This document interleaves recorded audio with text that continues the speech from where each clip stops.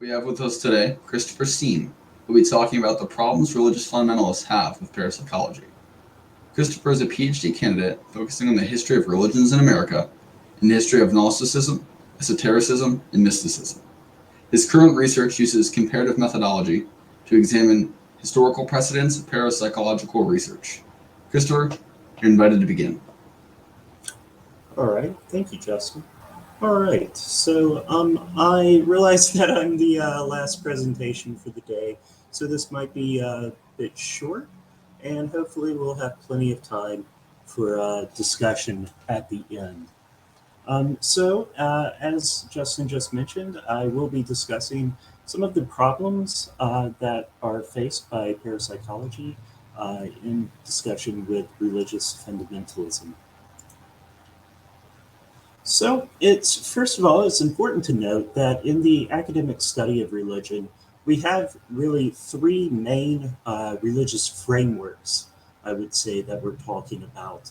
The first would be one that we're all familiar with. This would be polytheism, which is probably the oldest form of religion, going back to the ancient world, where there are a multiplicity of deities, which often are seen as personifying various forms of natural phenomena.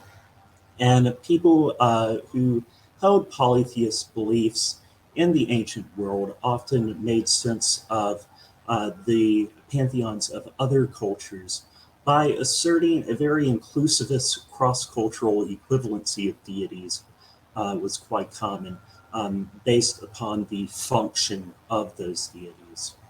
Um, but particularly when we're addressing fundamentalists, we are talking about monotheists.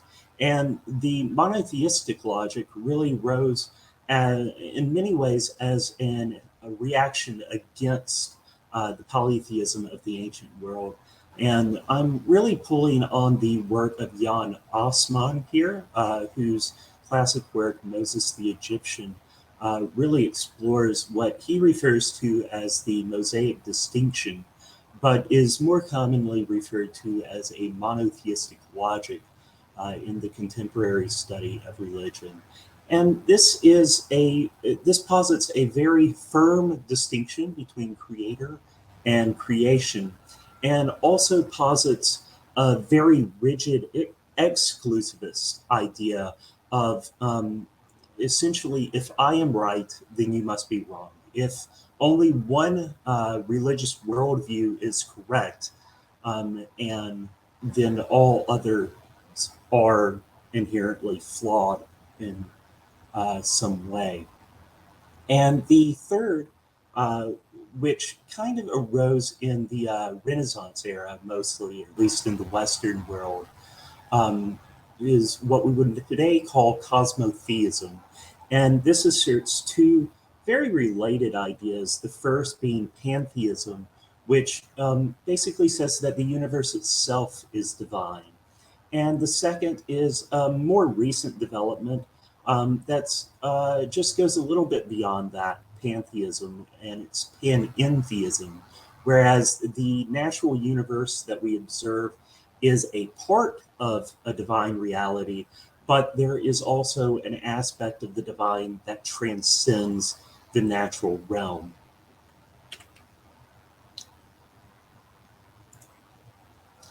And whenever we talk about monotheistic logic and the way they will often approach paranormal events, what we see most often is that paranormal events are interpreted as being miraculous, the intervention of the specific God of the religious adherent into the natural world in some miraculous way, which is interpreted as being evidence for the truth claims of that specific religious worldview in which these paranormal events occur within.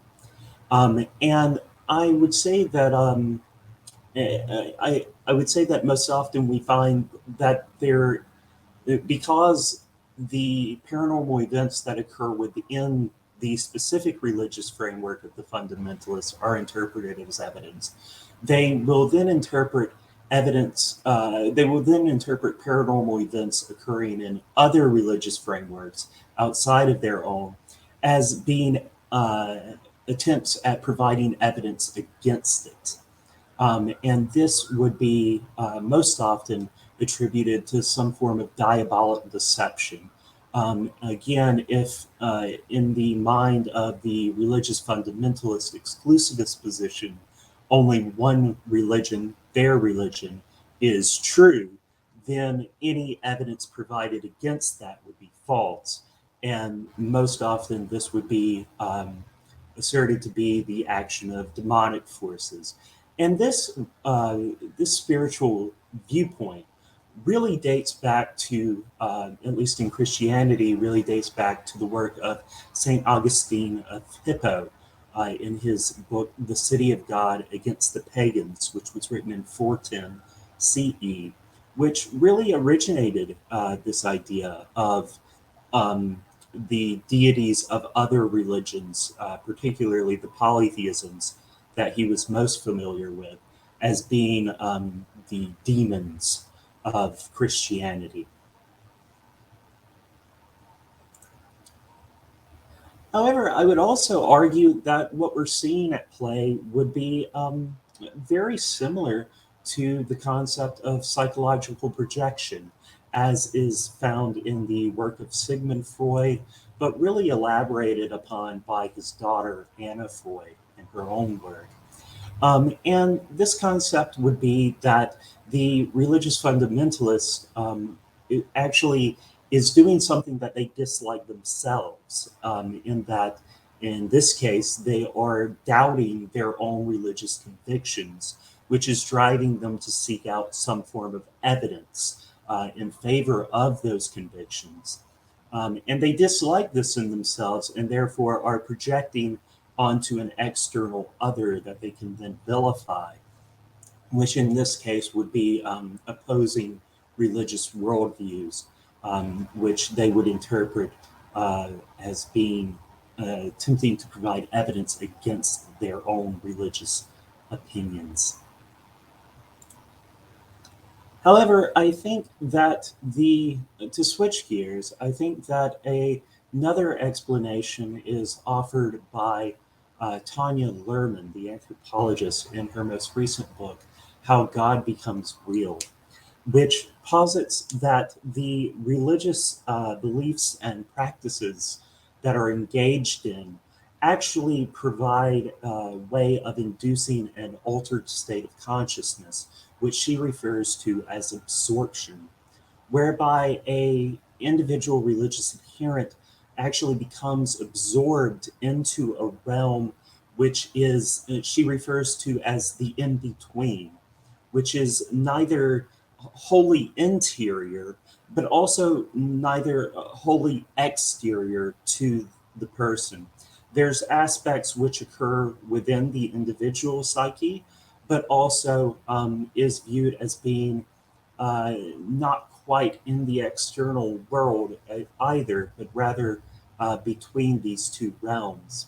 However, the thing, the activities that take place and the way that they are able to interact with or believe themselves to be interacting with spiritual entities from their own tradition within this realm of the in between can have effects on both the internal psyche of the individual and also sometimes might have effects that would be paranormal events in an external reality.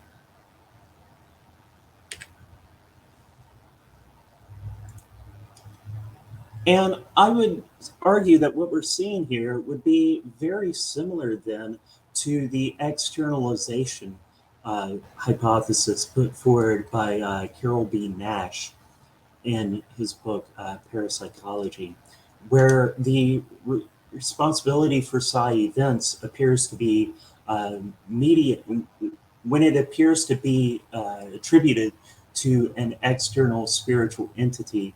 these can actually help to facilitate paranormal events occurring by overcoming the ownership resistance that was first explained by Kenneth Batchelor, as we just heard about in Dr. McLennan's lecture a few moments ago.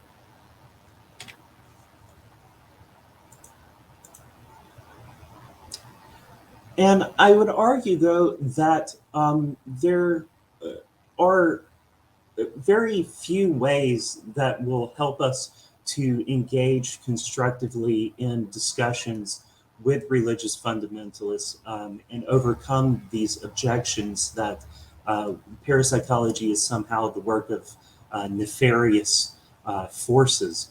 But I think that one way forward here that might help to alleviate some of those concerns and aid in discussion with people who hold this opinion would be a focus on looking for natural correlates to psi functioning. And one of the most well documented natural correlates here would be the inverse correlation between remote viewing ability and geomagnetic activity. It's very difficult, essentially, for a religious fundamentalist to argue that the work of demons would be hindered by fluctuations in Earth's geomagnetic field. And so this really provides a way to demonstrate that these abilities are part of the natural world.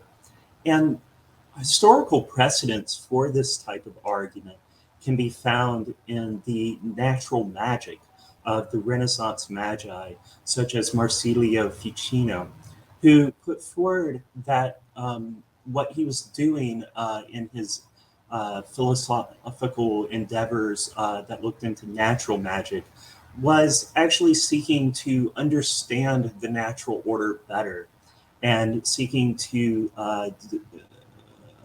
explain and utilize forces that occur within the natural universe that are simply not well understood.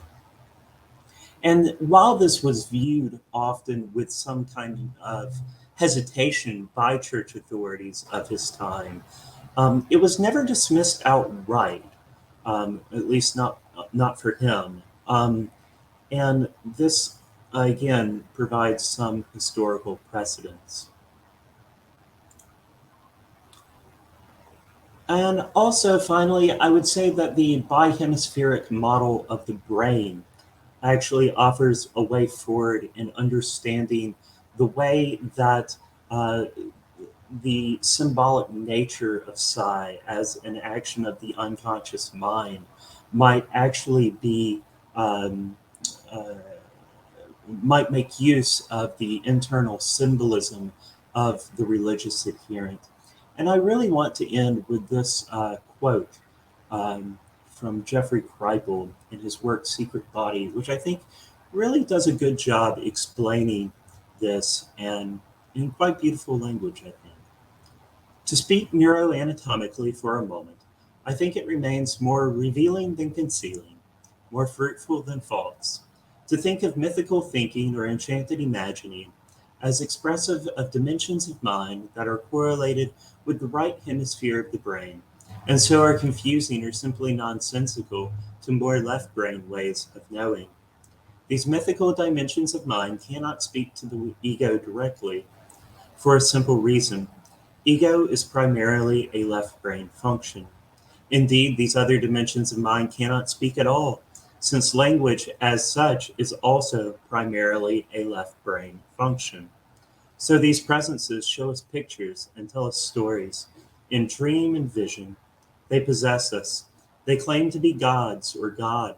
They blast us with altered states of energy and pull us like a magnet outside our bodies into other worlds and dimensions. And we'll just end there and maybe take some questions.